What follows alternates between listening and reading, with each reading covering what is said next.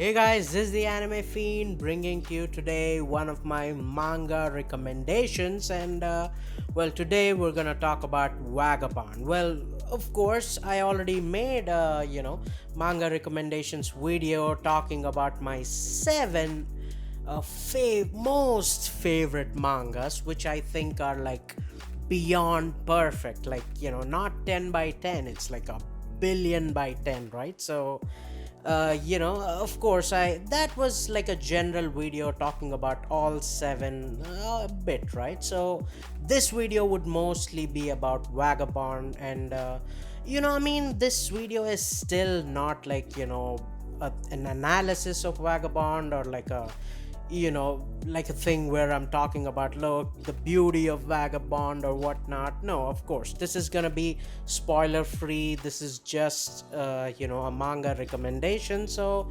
anybody who's new to it doesn't have to be like, oh shit, am I gonna get spoiled or something? No, don't worry about that. But of course, talking about Vagabond now, out of the seven, if you watched my seven manga recommendation video, then you would notice that out of the seven, of course, six were seinen and one was shonen, which was One Piece, right? But to be honest, like, the odd one out is actually Vagabond, not the other ones, because uh the other ones are all mostly plot driven, and talking about a bigger narrative, a bigger situation. Of course, something like Berserk, even if it's like more character driven, there's still a lot going on in the overall structure of the story, right? But Vagabond is something different.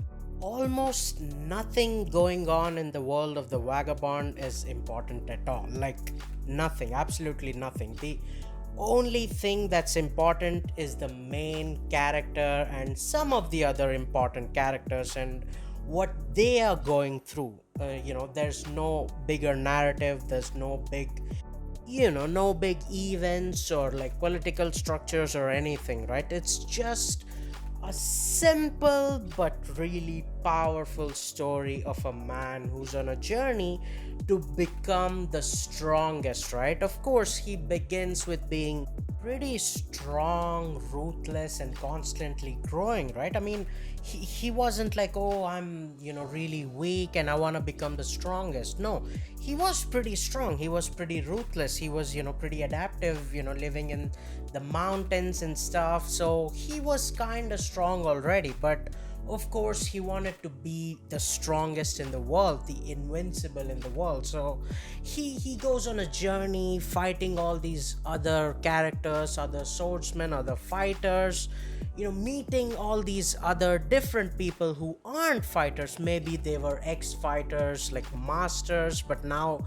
they've retired, or some other characters who aren't fighters at all, who are just trying to live their life. All these characters, they play a role in developing Musashi's character, because Musashi would have not grown if not for all these other characters. Musashi is let's say, for example, right, I know some people think this is egregious, or blasphemy or whatnot, but yeah, whatever, fuck you guys. But if you compare him to Luffy, someone, his character is exactly opposite to Musashi, right?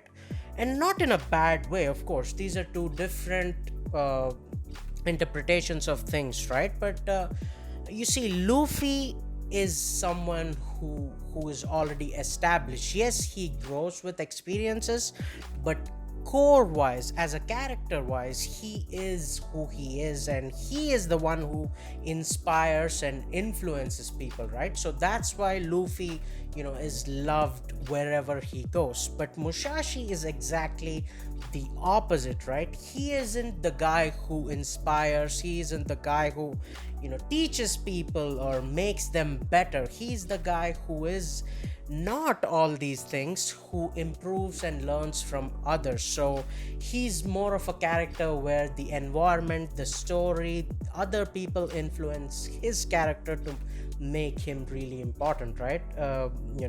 Exactly opposite to Luffy, who in turn changes the world. So it is what it is. I know some people, oh, how can you compare Vagabond the legend to shit like One Piece? Oh yeah, fuck off. But yeah, whatever. It is pretty beautiful. The journey is just phenomenal. But again, I would say just one thing about Vagabond right now. Even for me, this is a little different story compared to what I usually enjoy, right? My kind of story has always been like, yes, you can show the greater narrative, you can show character growth, character development, yes, you can show philosophies, different views of the world, what is good, what is bad. You can show all those things, but if your story isn't interesting enough, I don't give a shit. Example, Devilman Crybaby. Like, it tried to show bigger narrative, how evil humans could be. How in desperate times humans can create this like evil situation, and they could do bad shit, crazy things, and all those things, right? But the story was garbage. The narrative was garbage. The way they structure of the story, it was all shit. So you know it's not all about the narrative and character growth and all those things. It's build up as well. And I would say Vagabond, for me, it's really awesome, but some people might take it like, oh, Vagabond is too slow, too boring sometimes. When sometimes important things happen, of course it's phenomenal, the writing is awesome, art is awesome, but it is kind of slow and boring in some places. And I would not disagree with you guys, because I understand that. But again, it depends on if you like slow and gritty things. So it more falls into those things, right? Even with different, like, mostly we could see with movies and stuff, right, where some movies are like critically acclaimed but they're like slow and stuff. So Vagabond could be taken a bit in that way. So apart from that, I think Vagabond is a phenomenal story. And if you don't mind a bit slow narrative, I think Vagabond is just it is just phenomenal, man. One of the best I've ever read, or I've ever experienced, right? So yeah, whatever. But there you go. That's my manga recommendation of the week, Vagabond. And just check it out. If you think it's phenomenal, then just comment down what do you like about the video, and I mean, what do you like about the manga. Of course, comment down if you like the video as well. But after you read it, comment down what do you think about the manga. Do you think I was correct or wrong, or is it too boring for you, you did not continue, or you think it's phenomenal? Whatever, comment down. And for some reason, if you're already Vagabond fan and still watching this video, then yeah, comment down.